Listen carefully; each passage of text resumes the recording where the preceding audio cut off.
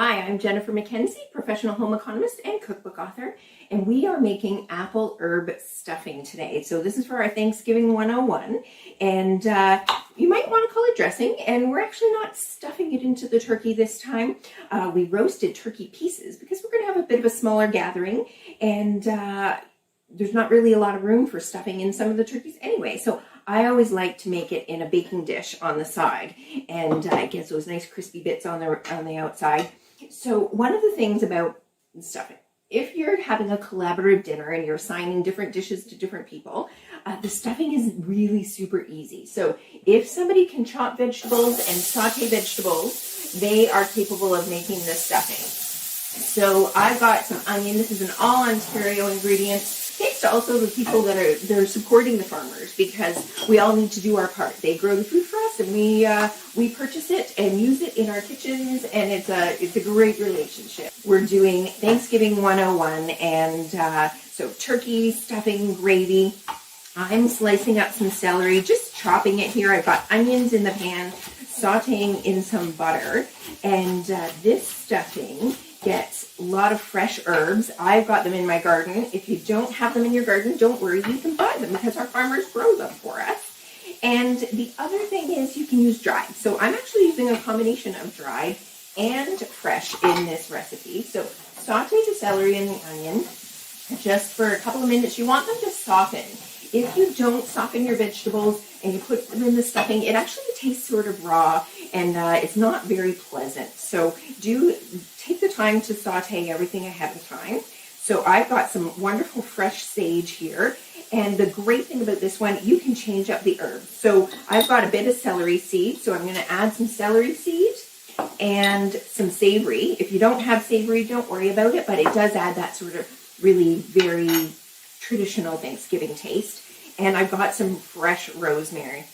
Again, these are from my garden, but buy them if you want. And if you don't have the fresh, a third of the amount works quite well with the dry. And you put them in early, so I put the sauteed vegetables and the dried herbs in to start, and then you put the fresh herbs in a little bit later. So I've got a bit of rosemary. It's so fragrant, and rosemary is quite strong, so you don't need a ton of it. I'm saving all of my stems though, because stems and trimmings, we actually put those in our turkey stock. So after you've roasted your turkey, save all of the scraps and make up your own turkey stock, and it makes the best soup. And we just pop it in the freezer if you're not going to make soup right away. And one of the amazing things about supporting our Ontario farmers is so much more environmentally friendly, of course. And we are so lucky to have wonderful Ontario apples.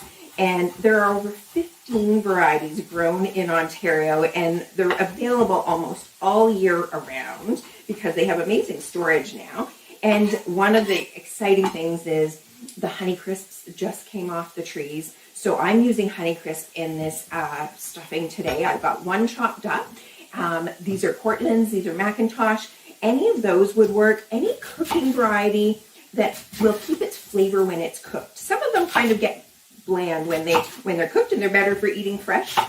I love using apples in savory things and sweet things, of course, and they really add sort of a nice sweet and tangy different taste to your stuffing. So leave the peel on. It looks pretty, needless to say, but also you get extra added fiber, and I eat apples every single day, and they really are nutritious and low in calories, high in fiber, and there's no excuses not to eat them. And you're supporting your local farmers. So we're chopping up 2 apples, and they just get a little bit sauteed with the vegetables. You don't have to cook them all the way down because they will continue to cook in the oven. And how's that smelling? It's smelling so good. Now this is definitely, you want something made ahead because you want to pop it into the oven roasted alongside your turkey. So if your turkey is roasting at 325, put your stuffing in at 325 that's for a whole turkey. If you're roasting turkey pieces and it's at 375, you can put the stuffing in at that temperature too. So I've got that nice and sauteed, adding my apple and the fresh herbs. I'll continue chopping those apples, get the rest of those in, or you might want to eat the rest. But it's always hard to resist when you're chopping up for a recipe, not to eat a few pieces. But chop those apples, saute that up, and then you've got your cubed day-old bread. Now, day-old, you can have it a couple of days old, but the reason for that is a firmer, drier bread that's not just fresh baked.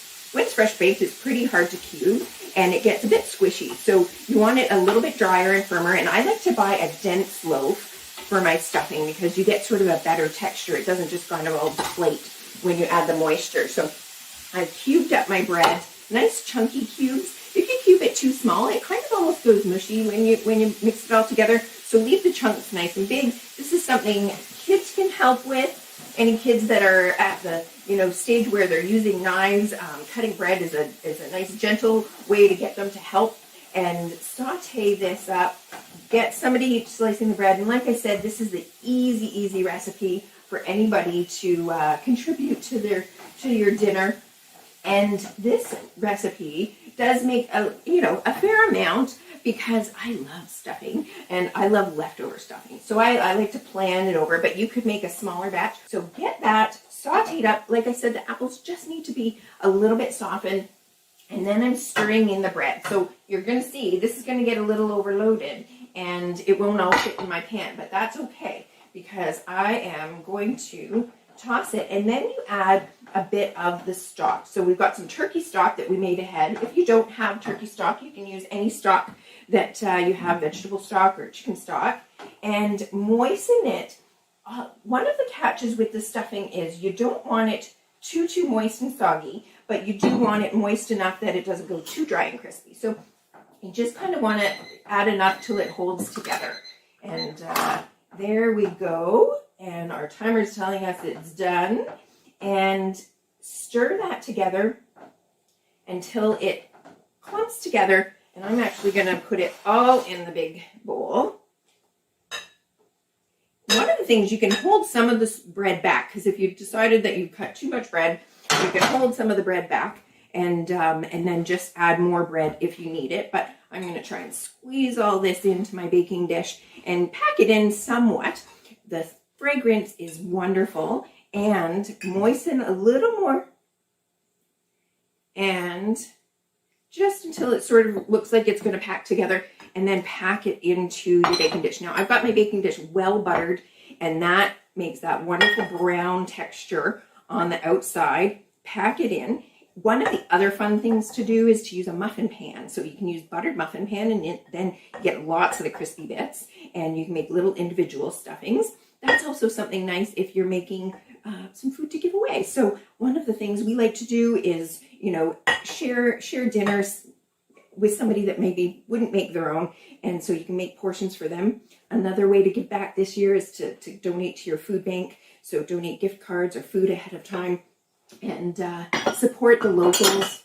We support our local farmers, and the local farmers in turn support us. And there's your stuffing. Like I said, you can chill that down, pop it in the fridge, and then put it in the oven for about an hour, and alongside your turkey, and it'll bake up to nice and crisp.